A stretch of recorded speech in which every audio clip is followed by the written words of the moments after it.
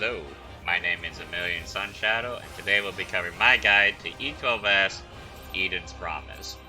At the start of the fight, you can apply shields once it gets past the 15-second mark, and it'll last until the first raid AoE.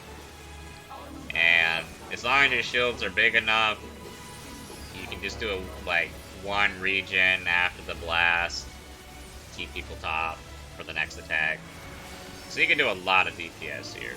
You want to do this fight has a tight DPS timer, so you just want to do as much DPS as you can while it's easy.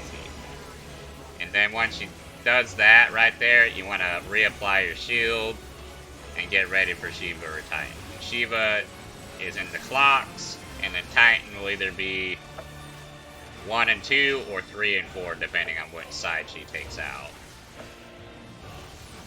After the first attack goes off, make sure you go middle, AoE heal with the 2 burst combo, and then dodge the next attack. Both healers should be doing a 2 heal combo there, otherwise you might not have enough healing for it all. Get the tank shielded, lay soils for the tanks, and then do not focus the invulnerable tank first. Focus the person that's using their cooldowns first. The invulnerable tank is not gonna die, so heal him up second. I guarantee you he will not die for at least 8 seconds.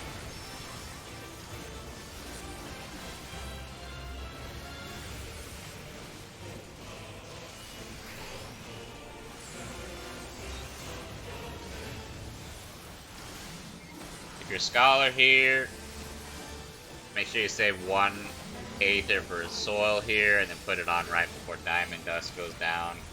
If you're got any sort of regens, every class has regens, you want to put them on, right before you get pushed here. That way it lasts the longest. If you're particularly Scholar here, you want to summon Seraph after the first slide, get the heal out, and it will actually put on the shield before that damage goes out, and then you just reapply the shield again and you're good. Make sure everybody's topped off before this attack. Run middle, sure cast, on global cooldown heal, burst heal, run out, dodge, barely dodge, not die. It's kind of sketchy for healer to be honest, but you'll get used to it. And then just make sure people are topped off for the next raid AoE. Now, depending on how much cooldowns were used on Diamond Dust, you might have to put a bigger shield on here. You might have to coordinate who's doing what for damage downs for Titan, because it seems like sometimes with Titan they don't have enough damage downs and you could possibly die to this, so I tend to save my bigger shield for this one. Put on your regens right as the damage hits. Top everybody off before you go to your spot. Now, with healers, if you get yellow, you go to the northwest, which is 4. If you get orange, you go to D. If you get, that's right, healers can't get blue on the first one. Blue is either north or south, A or C, so it's kind of random. Just adjust with your party members. And then for orange, it's always north for healers, and then yellow is northwest, and blue is southeast at 3. You'll probably be pretty tight on cooldowns here, so if you have a soil or just a minor regen here, it'll keep people topped off for this obliteration.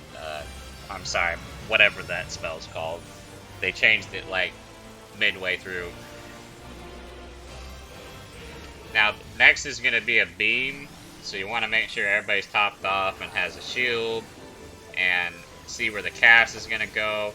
If you're particularly White Mage or Scholar, you can build the shield where you're on the very edge of it for this attack, and then when the tank moves south, everybody's still in the soil or shield, so you can get like a double dose for the same spell. That way you can do even more damage and less healing. For this particular attack, you definitely need shields for this attack. It hits really hard, and you'll have to do some healing afterwards. Either tethered to the south or the north statue, and then go in order of 1, 2, 3, 4, according to the dice number above your head. So just make sure that you go out when it's your turn. And this attack doesn't really do too much damage. You don't really have to heal right there if you don't want to. You can heal up right here. But just make sure everybody's top for the next raid buster here. Your mana will probably be a little bit spent right here, but your lucid will be coming up soon, so don't worry about it too much. Whoever did the emblem on the first one, he'll be using cooldowns right here, so just focus on the guy who has cooldowns first, and then worry about the guy who has the invulnerability. Now, next comes Lions. Remember this stock for when you get to Lions, and then start building your biggest shields and get the regen on before everybody splits apart. Tanks and healers were little Lions on this particular one. If you were big Lions, if you're group 2, you go south as either. If you're group 1, you go north.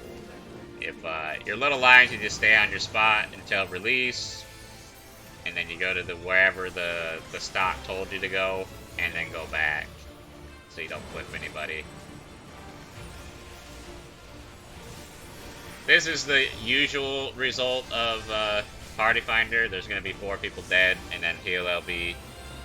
You couldn't heal LB back in the day unless your DPS was really, really good, but now with Echo and just how Lions usually go, you'll probably just have to heal LB there, so that's just pretty normal. Put on your second pot right here, start doing as much damage as you can. Remember that stock for later, because she will do Titan or Shiva here, and then she'll do cast. Not the stock one. So the stock one, she's still holding on to that one. So do this one according to the cast.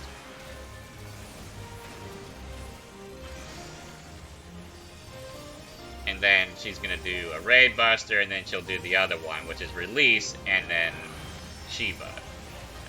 After that is a Tank Buster, which you've already seen that, and a couple more Raid Busters, and then the Sheehan Rages. So, nothing too big, but the hard parts are the Ice Missile and like the Titan healing part. Those are probably the most sketchy parts for healers, so just make sure that everybody stays top, and make sure not to overuse your burst healing. Make sure your burst healing is used precisely where it needs to be.